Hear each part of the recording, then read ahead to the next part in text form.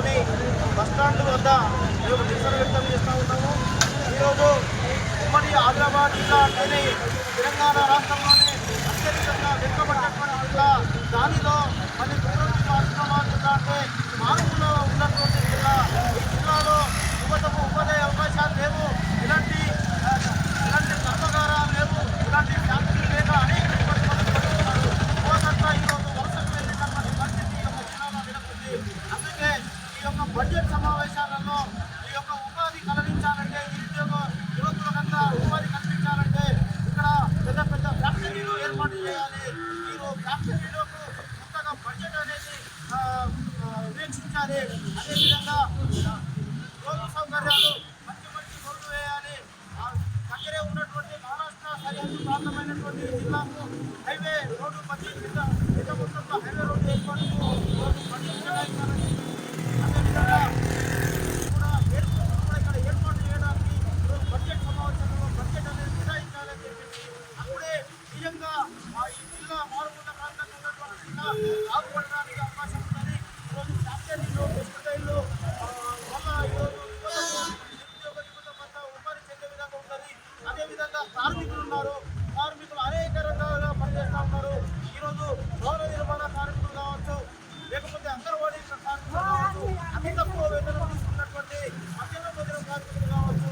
ఈరోజు 1000, 2000, 3000 రూపాయలకే అరకొర జీతాలు ఇస్తూ ఈ యొక్క కేంద్ర రాష్ట్ర ప్రభుత్వాలు వీటితో సముద్రానికి గురి చేస్తూ ఉన్నాయి. అందుకే దీనిపైన ప్రభుత్వం దృష్టి పెట్టి దీనికి కార్మికులకు సిద్ధంగా ఉన్నటువంటి 4 లేబర్ కోడ్లను ఎత్తివేయాలని చెప్పేసి కార్మికుల సంఘం సిఐటిగా డిమాండ్ చేస్తూ ఉన్నాం. అంతేకాదు ఉన్నప్పటికీ కూడా ఉన్నటువంటి తెలంగాణలో ఈరోజు 14 నెలలుగా పరిపాలిస్తున్నటువంటి రేవంత్ రెడ్డి గారు సీఎంఐ 14 నెలలు కావస్తా ఉన్నది. రైతులకు కూడా రుణమాఫీ చేస్తామని చెప్పినటువంటి సందర్భంగా మనము చూస్తూ ఉన్నాం. ఈ రోజు వరకు కూడా 2 లక్షల రైతు రుణమాఫీ కాకపోవడంతో అనేక మంది రైతులు అంతా కూడా ఈరోజు రోడ్డున పడేటువంటి చూస్తూ ఉన్నాం. అదే 200 యూనిట్ల కరెంటు మాఫీ అనేది ఇంతవరకు కూడా 70% మాత్రమే ఇంతవరకు జరగలేదు. దీనివల్ల ఎవరైతే బడుగు బలహీన వర్గాలు ఉన్నారో వాళ్ళు నిర్ణయించుకున్నటువంటి పరిస్థితి ఉంది. కావున గ్రామీణ ఉపాధి హామీకి నిధులు కేటాయించాలి. రోజువారీ కూలీ 400 రూపాయల నుండి 600 రూపాయలకు చెల్లించాలి.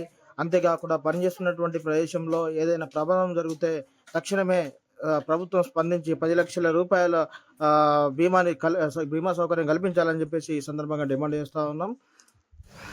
కుమ్రంభీం ఆసిఫాబాద్ జిల్లాలోని ఉన్నటువంటి ఏకైక పరిశ్రమ పేపర్ మిల్లు. ఆ యొక్క పేపర్ మిల్లులోని కానాల్లో ఉన్నటువంటి పేపర్ మిల్లులోకి యువతకు స్థానికంగా ఉండే యువతకు ఉపాధి అవకాశాలు ఉండాలి వాస్తవానికి. కానీ దురదృష్టవశాత్తు ఇక్కడ ఉన్నటువంటి ఏదైతే మేనేజ్మెంట్ ఉందో ఇదంతా కూడా పక్క రాష్ట్రాల నుంచి తీసుకొచ్చి ఇక్కడ పనిచేపిస్తూ ఉన్నారు. కనుక ఇక్కడ ఉన్నటువంటి యువతకే అవకాశాలు ఇవ్వాలి తప్ప మిగతా రాష్ట్రాలతో చేయించుకోవద్దు. ఇక్కడ ఆ యొక్క ఫ్యాక్టరీ ఏదైతే పేపర్ మిల్లు ఉందో ఆ పేపర్ మిల్లు వచ్చేటటువంటి వాయు కాలుష్యాలతోటి అనేక మంది అస్తవ్యస్తకు గురై అనారోగ్యానికి గురైనటువంటి సందర్భాలు ఉన్నాయి. కనుక ఏదైనా ఆ వాయు